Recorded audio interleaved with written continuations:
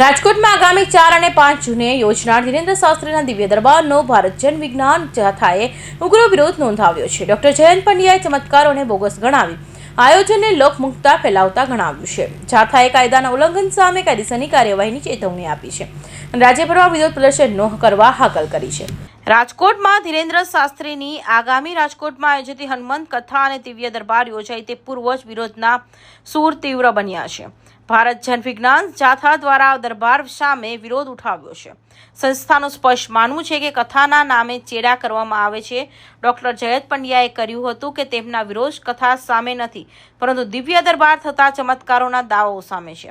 Doctor Jayant પંડ્યાએ ગંભીર આક્ષેપ કરતા જણાવ્યું હતું કે દિવ્ય દરબારમાં જે કંઈ પણ ચમત્કારો બતાવવામાં આવે છે તે પાખંડ છે.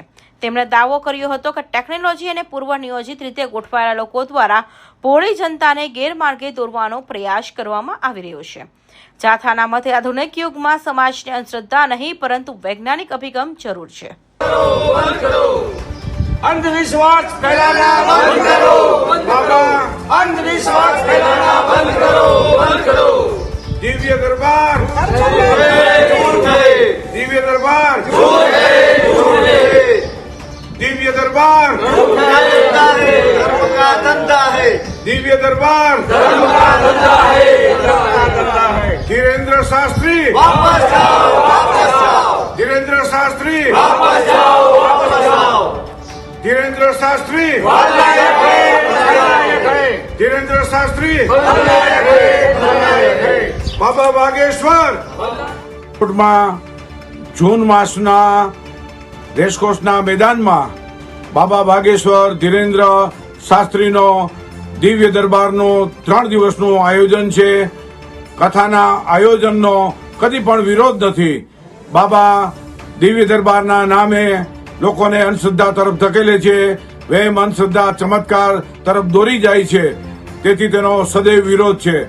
પરચી અને લોકોના નામ કહી દેવા અને દેવ દેવતાના નામે લોકોને ગુમરાહ કરે છે, તેનો જાથા વિરોધ કાર્યક્રમ કરે છે.